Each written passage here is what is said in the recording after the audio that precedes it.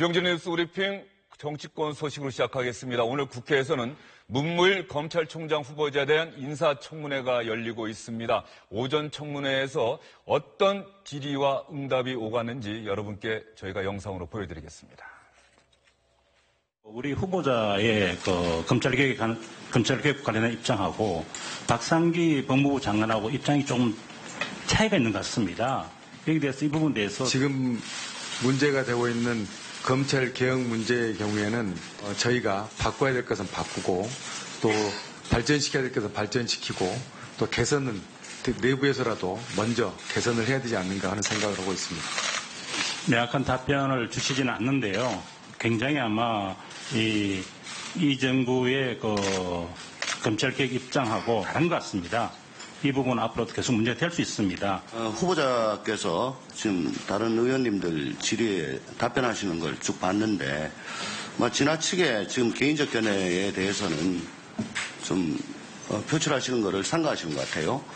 그런데 이 자리는 검찰 조직의 견해를 밝히는 자리가 아니고 후보자가 과연 검찰 조직의 수장이 될 만한 자질이나 능력, 도덕성을 갖추고 있느냐를 검증하는 그런 자리이기 때문에 그 개인적 견해를 자꾸 유보하시는 것은 좀 맞지 않다고 생각합니다. 총장은 그동안에 국회 출석을 안 했어요. 1년에 딱 한 번 대검 국정감사장에만 보니까 어떻게든 미루고 확인해 보겠다 이런 걸로 때웁니다. 총장께서 이 관행을 좀 깨트릴 마음 없습니까? 저 또한 총장 후보자가 된 후에 이 부분에 대해서 고민을 자연스럽게 안 할 수 없게 됐습니다. 저는 국회에서 요구가 있으면 출사할 마음이 있다. 네. 지명권자인 대통령의 검찰개혁 등 주요 이 공약에 대해서는 다 동의하십니까? 사람이 다르기 때문에 다 동의한다고 제가 말씀드리기는 어렵겠지만 지금 총장 후보자가 된 걸 수락한 셈이잖아요. 수락할 때 대통령의 주요 검찰개혁 등의 어떤 추진사업에 대한 공감이 있으니까 수락한 거라고 보통 생각하기 쉬운데 그 점에 관해서는 별로 따지지 않고 수락하신 거예요? 국민 여러분의 그 질책과 여망이 있기 때문에 그 여망에 부합해야 한다는 점에서는 공감하고 있습니다. 검찰 인사를 법무부 장관 총장 이전에 했어요. 우병우 사단 척결에 저는 의미를 두고 환영을 합니다. 총장은 후보자는 지금도 검찰 내에 우병우 사단이 남아있다 생각하십니까? 우병우 사단의 실체를 잘 모르기 때문에 제가 그거 몰라요? 드리기를 참 곤란합니다. 아직도 몰라요? 저는 아는데 총장이 몰라요? 자꾸 그렇게 반개혁적인 얘기를 하시면은 검찰 개혁도 안 되고 우병우 사단 척결도 안 됩니다. 박지원 국민의당 의원은 우병우 사단이 누군지 안다 이렇게 얘기를 하고 있네요. 이상일 세명대 교수, 양문석 공공미디어 연구소 이사장, SBS의 원일이 선기자 이렇게 세 분 나오셨습니다. 어서 오십시오. 안녕하세요. 안녕하십니까? 오전 청문회 분위기가 여당 의원이라고 봐주고 이런 분위기는 아니었던 것 같은데 어떻습니까? 네, 그렇지는 않았어요. 다만 이제 특이점은 개인 도덕성 흥변에 대해서는 한마디도 나오질 않았습니다. 이번에 도덕성 검증은 없었습니까? 위장전입 문제도 없고 재산 문제도 없고 기타 달던 5대 원칙과 관련된 그런 문제들이 전혀 나오질 않았습니다. 그런 문제가 없었기 때문에 안 나온 것인지 아니면은 다른 문제를 논의하느라 없었던 것인지를 물어보시면은 없어서 했는지 자체도 확인 안 되지만 기본적으로 검찰 개혁에 대한 이 문무일 후보자의 답변 때문에 지금 여야를 가리지 않고 송곳 질문이 오갔습니다. 핵심은 두 가지입니다. 검경 수사권 조정 문제, 수사권과 기소권을 분리하는 문제에 대해서 후보자는 반대 입장을 사실상 표명을 했습니다. 두 번째, 공수처 신설, 대통령 공약 사항이기도 한데 이 부분에 대해서는 옥상옥이라는 이유 때문에 끝내 찬성한다는 답변을 하지 않았습니다. 그래서 지금 여야 의원들은 검찰총장 후보자일지라도 검찰의 입장을 대변할 것이 아니라 후보자인 당신이 대통령의 검찰 개혁 공약에 대해서 어떻게 생각하는지 개인 견해를 밝혀달라고 여러 차례 요청을 했음에도 불구하고 문 후보자는 애매한 답변으로 사실상 반대 입장을 표명하는 데 그쳤습니다.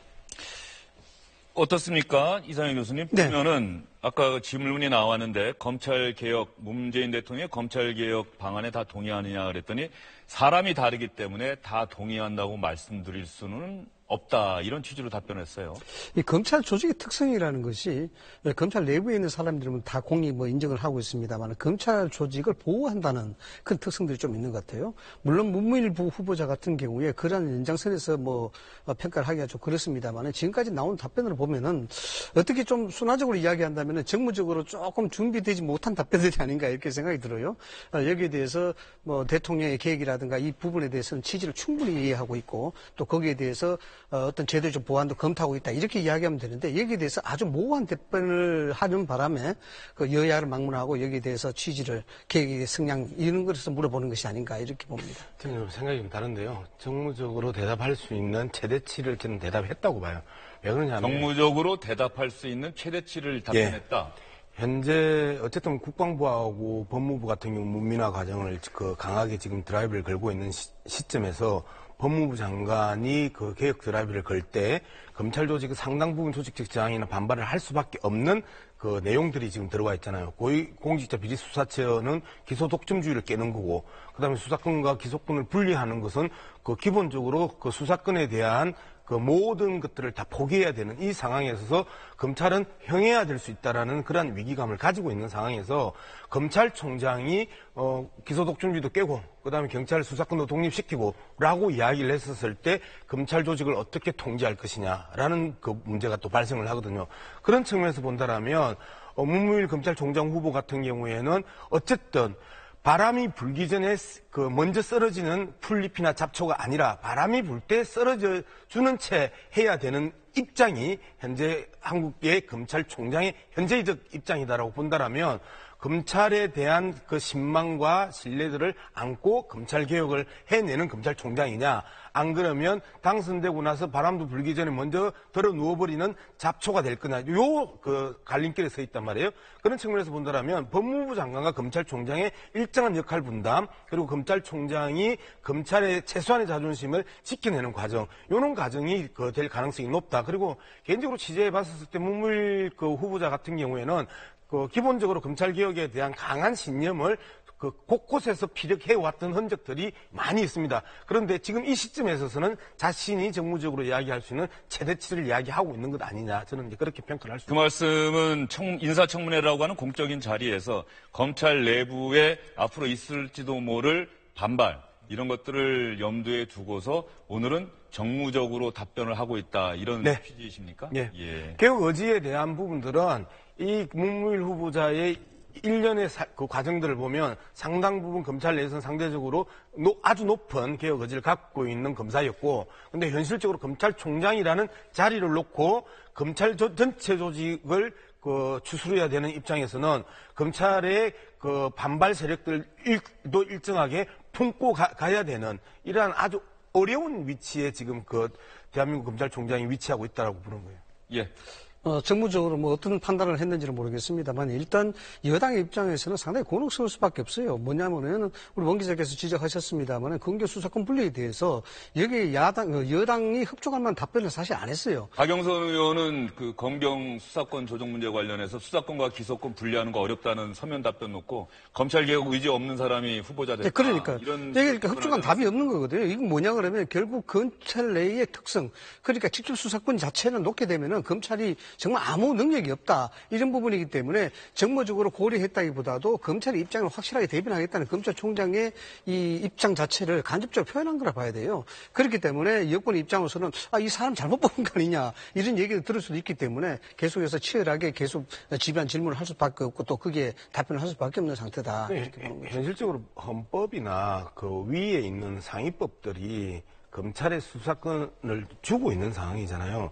그런 측면에서 봤을 때 헌법을 개정하지 않고 검찰의 수사권을 통째로 빼앗을 수는 없기 때문에 어떻게 보완해 나가느냐의 과정이란 말이에요. 그래서 수사권 독립의 문제로 공략을 한 게 아니고 수사권 조정이라는 표현으로 이 문제 공약을 했기 때문에 이후에 헌법 개정 과정에 있어서 완전하게 털어낼 수 있는 부분이지 지금의 법률상으로 털어낼 수 있는 부분은 아니기 때문에 이야기가 저렇게밖에 못 나온다는 거죠. 네, 알겠습니다. 문무일 검찰총장 후보자에 대한 인사청문회는 오후에도 계속됩니다. 저희는 다음 주제로 넘어가 보도록 하겠습니다. 지난 주말 국회에서 문재인 정부 들어서 처음으로 편성한 추가 경정 예산안이 국회를 통과했습니다.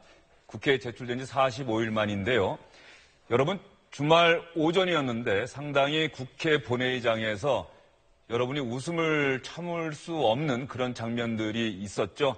민주당 의원 26명이 표결에 불참을 했고 그것 때문에 의결 정족수가 모자라서 정세균 국회의장이 앞으로 몇 분 동안 기다린 다음에 그때까지도 의결 정족수가 되지 않으면 월요일로 본회의를 미루겠다. 이런 우여곡절 끝에 추경 예산안 통과됐습니다. 투표 결과를 말씀드리겠습니다. 채석 179인 중 찬성 140인, 반대 31인, 추가 경정 예산안은 파결되었음을 선포합니다.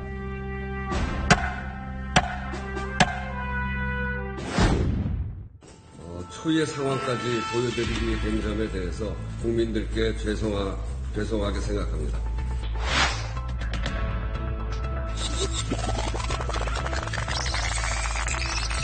안내 말씀드리겠습니다. 잠시 후 오전 9시 50분 정각에 본회의가 개의되겠습니다.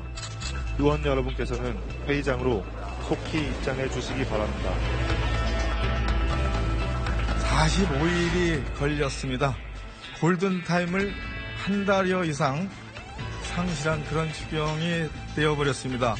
문재인 정부는 기어이 사회주의호를 타려는 것입니까?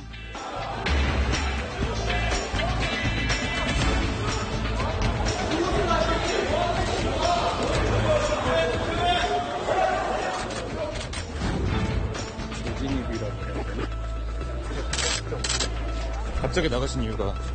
이제 반대 토론 다 했기 때문에 우리가 이제 더 표결에 참여할 의미가 없다 이렇게 했는데 우리가 빠지니까 지금 의결 정족수가 안 된다는 거예요.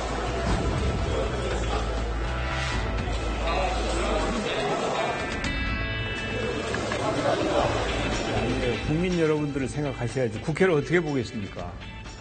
그래서 앞으로 10분 내에 자유한국당이 오면 오늘 회의를 하고 10분 내에 참석을 안 하면 월요일 날 다시 대의를 하는 것을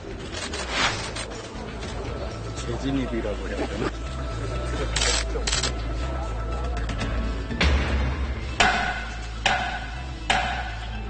추경 처리가 지연되고 심지어 오늘 처리 과정에서 초유의 상황까지 보여드리게 된 점에 대해서 집권 여당의 원내대표로서 책임감을 느끼고 국민들께 죄송하게 생각합니다.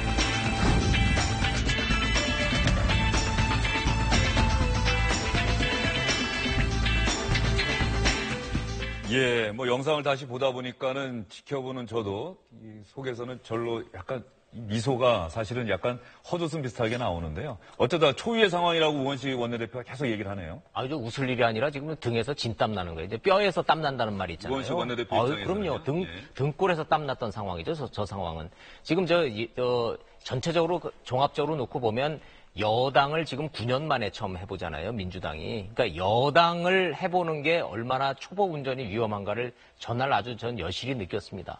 지금 여야가 합의를 해서 지금 표결하기로 마지막으로 어렵게 되고 나니까 정작 이 여당 의원 26명이 해외여행을 이유로 해서 표결에 불참한다라는 사실을 여당 지도부도 몰랐고 집단 퇴장을 하는 그런 야당도 뒤늦게서야 잘못하면 이게 지금 모든 책임이 지금 야당이 집단 퇴장하면서 정족수 미달로 이게 안 될 거다라는 정치적 부담 때문에 뒤늦게 지금 자유한국당이 지금 들어와서 표결해 주는 바람에 가까스로 이게 지금 되는 이게 지금 펑크 날 뻔했던 게 가까스로 넘어갔기 때문에 우원식 원내대표가 지금 저렇게 얘기를 해도 그 당시 상황 보면 매우 심각했었죠. 어찌됐든 지금 자당의 여당의 국회의원들이 이 중차대한 표결을 하는 와중에 불참자가 저렇게 많았다라는 사실을 여당 지도부가 몰랐다는 사실, 이거는 두고두고 책임을 명기 굉장히 어려운 상황이 돼버렸습니다. 민주당 입장에서는 보니까 자유한국당 의석을 빼고 정의당까지 합치면 176석.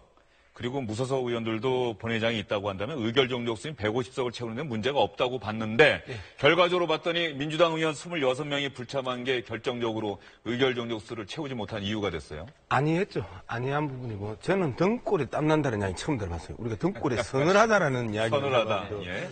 그 정도로 이제 심각했고 아찔한 상황이었는데 이해하지 못할 바는 아니다라는 겁니다. 기존의 관행에 따르면 실질적으로 충분히 이해할 수도 있다라는 측면이 있거든요. 왜 그러냐면 지난 화요일부터 계속 심야 대기를 걸어왔단 말이에요. 하수, 목, 금, 토에 심야 대기를 걸어왔고 그다음 주말이었단 말이에요.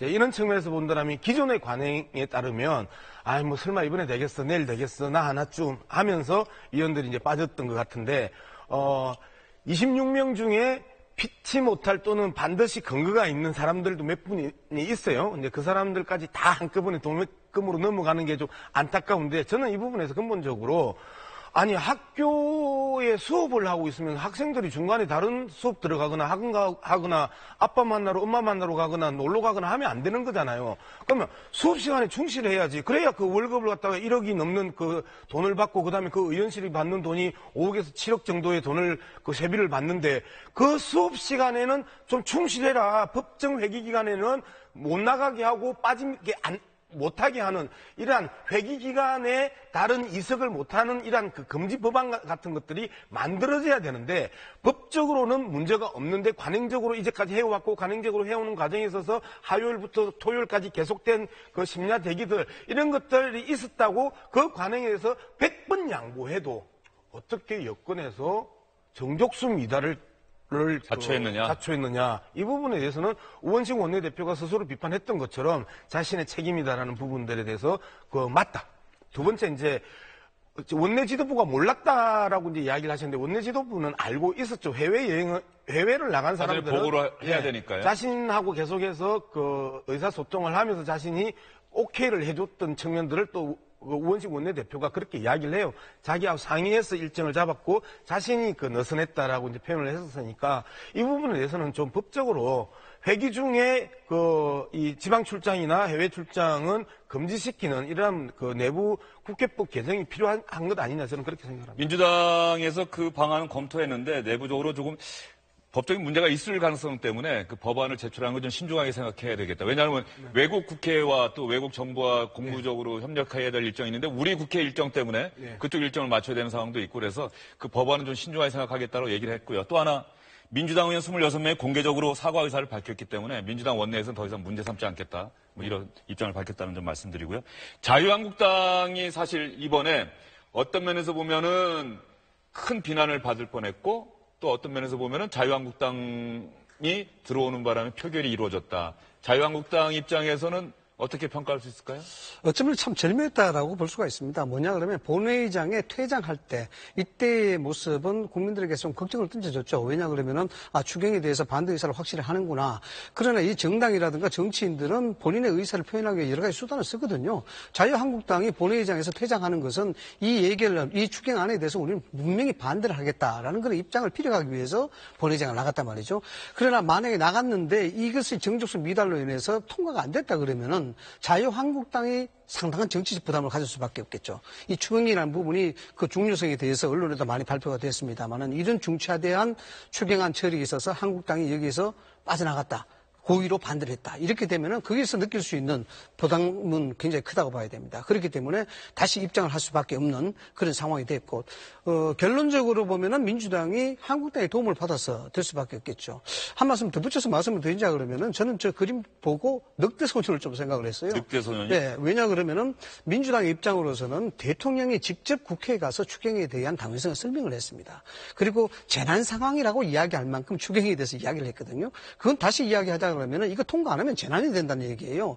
그럼에도 불구하고 야당도 아닌 집권 여당이 의원들을 그렇게 단속하지 못하고 일사대오를 못 만든다는 그 자체는 이 나중에 어떤 명분으로 또 다른 이런 사태에서 대비할지 이건 굉장히 좀 우려스러운 일이죠. 더군다나 앞으로 뭐 국정 로드맵이 만들어졌습니다만 입법에 대한 부분들이 상당히 많지 않습니까? 앞으로 넘어야 될 과제가 많은데 처음부터 이렇게 된다 그러는 것은 여당에 대한 국민의 믿음을 저버리는 그런 행동이었다. 우리 이상희 교수님이 인문학적 소양이 약간 이야기는 떨어져가지고 이럴 때는 넉대 소년이라고 하는 게 아니고 양치기 소년이라고 이야기합니다. 예, 양치기 소년을 염두에 두고 말씀하신 것 같은데 그 부분은 인정하시죠? 양치기 소년이 더 적확한 표현인 것 같습니다. 예. 자, 자유한국당에서는 추경 예산안 우여곡절 끝에 통과됐는데 자유한국당 입장에서는 여당인 민주당의 곤란한 상황을 부각시키고 싶었던 것 같습니다. 정우택 원내대표 얘기 한번 들어보실까요? 추경이 그렇게 중요하다고 하면서 전체 소속위원회 20% 이상이 외국에 나가서 정작 의결 정족수를 채우지 못하는 이런 민주당의 부끄러운 이런 모습을 스스로 깨달아야 된다고 생각합니다. 특히 이번에 이 추경을 통과하면서 느끼는 것은 여당이 제1야당을 배제하고 이 무늬만 야당인 2중대 3소대들과 야합을 해서 국정 운영을 도모했다는 불순하고도 비현실적인 의도에 대해서 개탄을 금치 못합니다. 이 공식 협상 뒤에서 따로 이루어지는 꼼수 야합에 대해서 실망을 금할 수 없습니다. 바른정당의 이해운 대표는 이렇게 얘기를 했네요. 1차적인 책임은 자유한국당에 있지만 해외에 나간 의원들을 제대로 챙기지 못한 민주당도 미숙했다. 바른정당은 자유한국당과 여당인 민주당을 동시에 비판하고 있습니다. 원일이 기자. 네. 정우택 원내대표가 2중대, 3중대 이런 표현을 또 썼네요. 바른정당, 국민의당 들으라고 하는 소리겠죠? 그렇죠. 예. 사실은 이제 정우택 원내대표 같은 경우에는 좀 비판의 소지가 좀 있는 것이 지금 저 국회의장 앞에서 좀 여야가 합의를 했단 말이에요. 물론 합의서를 쓰거나 도장을 찍은 건 아니지만 자, 이제 합의를 하고 수경 처리하기로 4당이 지금 합의를 하고 표결까지 하기로 약속을 했으면 사실은 저게 정족수 미달이 되지 않게끔 자유한국당이 남아 있었으면 그냥 표결 그냥 아무도 모르고 되는 거예요. 집단 퇴장하는 바람에 지금 이 문제가 불거진 건데 이 부분에 대해서 약속 위반이다, 신사협정 위반이다라고 하는 비판의 소지는 분명히 좀 어느 정도는 좀 있다는 거죠. 정우택 원내대표는 여기에 대해서 우리는 그런 약속을 한 적이 합의를 한 적이 없다. 집단적으로 퇴장을 한 거는 반대 의사를 표현한 그런 의원들의 그런 의사표시 방식인데 그거를 가지고 합의 위반이라 하는 거는 오히려 그 무리수다. 오히려 여당이라고 할 수 있는 이 민주당과 바른정당이 2중대, 3중대 끌고서는 얼마든지 할 수 있으면 하지 왜 우리한테 와서 아쉬운 소리 했느냐 이런 얘기를 가지고 좀 설왕설래를 좀 하고 있는 것인데 이거 잘했다 잘못했다를 떠나서 이런 중차대한 청와대가 지금 이렇게 추경에다가 그렇게 중요했다면 여당이 26명씩이나 자당의 의원들이 자리를 빈다라는 사실을 챙기지 못했다는 이런 1차적 책임.